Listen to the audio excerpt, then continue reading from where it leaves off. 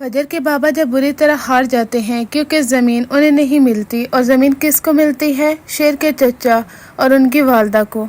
अब इस चीज़ को बर्दाश्त नहीं कर पाएंगे, यहाँ तक कि शेर के चचा वो उनके पास आकर कहते हैं कि तेरे लिए अब डूब मरने का मकाम है, ज़मीन तो हमें मिल चुकी है। क्योंकि इनके बाप दादा के बरसों की ये लड़ाई जिसमें हर खानदान ये चाहता था कि ज़मीन हमें मिले और हमारी ही जीत होगी। अब फजर के बाबा यही समझते हैं कि मैं हार गया हूँ और किसी को मुंह दिखाने के काबिल नहीं रहा। जब घर वापस आते हैं और वहाँ पर उनके घर की औरत उन्हें खूब उकसाती है और कहती है हमारा उनसे हार जाना छोटी बात नहीं है, इसीलिए अब हम अपने ही दुश्मन के बेटे को मारकर इस चीज का इजारा कर सकते हैं। फजर का बाप कहता है कि क्या मतलब है तुम्हारा? वो औरत कहती है फजर के हाथों में है अब शेर, अगर वो उसे जान से मार दे तो हम भी सर उठाने के काबिल रहेंगे। अब ड्रामे में ट्विस्ट उस वक्त आता है जब फजर हॉस्पिटल से घर आती है। उसके बाबा कहते हैं कि फजर मैं तुमसे बहुत ज़रूरी बात करना चाहता हूँ। फजर भी काफ़ी हैरान होती है कि बाबा ने पता नहीं ऐसी क्या बात कहनी है। उसके बाबा कहते हैं तुमने मुझे कहा था कि तुम मेरी खातिर किसी की जान ले भी सकती हो और दे भी सकती हो। अब वक्त आ चुका है,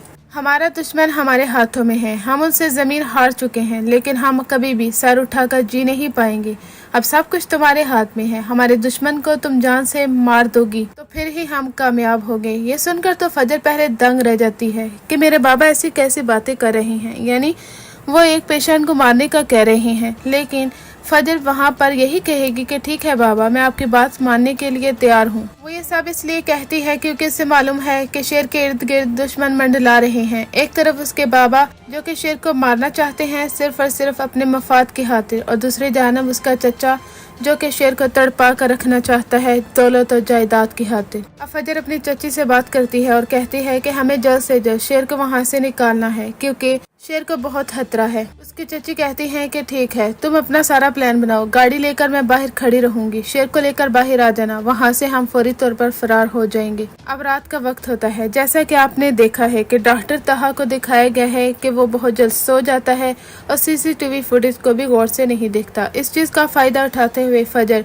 शेर को किसी और डॉक्टर के लिबास में मलबूस करेगी, यानी डॉक्टरों का लिबास पहना होगा उसने और चेहरे पर मास्क, ताकि शेर किसी की पहचान में ना आ सके। इधर डॉक्टर तहा सो रहा होता है और वहाँ से चुपके से फजर और शेर गुजर जाते हैं। हॉस्पिटल की सिक्योरिटी भी काफ़ी ज़्यादा सख्त होती है क्योंकि फजर एक सीनियर डॉक्टर हैं, तो उनकी वजह से शेर को यहाँ से निकालना काफ़ी आसान हो जाता है। बाहर उसकी चची खड़ी होती हैं और कहती हैं कि जल्दी करो फजर, हमारे पास टाइम नहीं है, और फौरी तौर पर गाड़ी में बैठकर वो लोग वहाँ से भाग जाते हैं। फजर की जो चची है उसकी काफ़ी मदद करने वाली हैं। वो शेर के लिए एक अलग अपार्टमेंट लेंगी जहाँ पर फजर उसका ख्याल रखेगी, और वहाँ पर शेर और फजर दोनों का रिलेशनशिप काफ़ी ज़्यादा स्ट्रांग होगा और बहुत सारे लोग ये वाले सीन्स देखकर काफ़ी ज़्यादा एक्साइटेड होंगे। इधर हॉस्पिटल की सूरत हाल ये होती है कि जब डॉक्टर तहा को मालूम होता है कि फजर और शेर यहाँ से भाग चुके हैं, क्योंकि जब वो वार्ड में जाता है वहाँ पर शेर नहीं होता, हर जगह शेर को ढूंढा जाता है। उन्हें मालूम होता है कि डॉक्टर फजर वो शेर को लेकर यहाँ से चली गई हैं, क्योंकि वो सीसीटीवी फुटेज भी देखते हैं जहाँ पर फजर काफी ज्यादा डरी हुई होती है और शेर किसी डॉक्टर के लिबास में मलबूस होता है।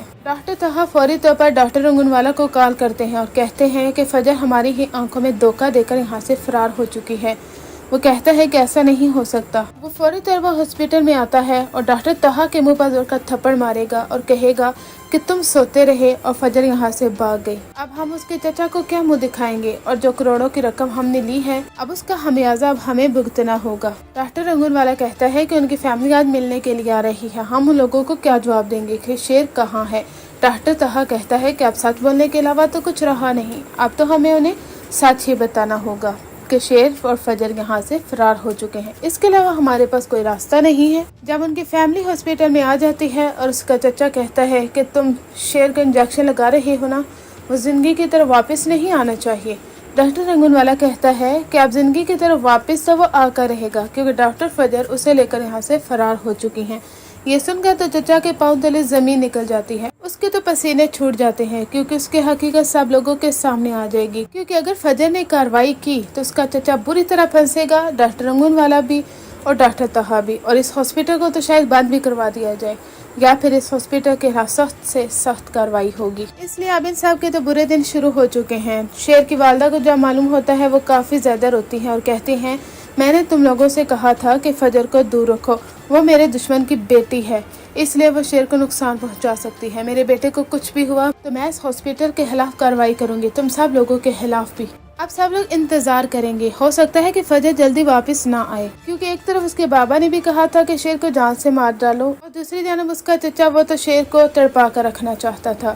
اگر فجر واپس آ جاتی ہے تو سب لوگ اس سے سوال کریں گے کہ آخر شیر کہاں ہے، اور ڈنکے کی چوٹ پر اس سے پوچھا جا سکتا ہے۔ ہو سکتا ہے کہ اب فجر واپس نہ آئے اور کچھ مہینوں کے بعد آئے، جب شیر مکمل طور پر ریکور ہو جائے گا، کیونکہ آدھا ریکور تو وہ ہو چکا تھا، کیونکہ کچھ دن تو اسے میڈیسنز اور انجیکشن نہیں لگے تھے۔ فجر نے کافی زیادہ ہمت کی تھی وہ میڈیسنز گرانے میں اور انجیکشن نہ لگنے میں۔ اس وجہ سے اب بہت زیادہ چانسز ہیں کہ شیر زندگی کی طرح بہت جلد ریکور کرنے والا ہے، اور جب وہ زندہ سلامت سب لوگوں کے سامنے اپنے پاؤں پر کھڑا، آنکھوں میں آنکھیں ڈال کر اپنے چچا سے بات کرے گا، تب تو چچا ہکا بکا رہ جائے گا۔ لیکن فجر شیر سے کہہ دیتی ہے، جب تک ہمارے پاس فیکٹس اور فگرز نہیں آ جاتے تب تک ہم ان لوگوں کے خلاف کارروائی نہیں کر سکتے۔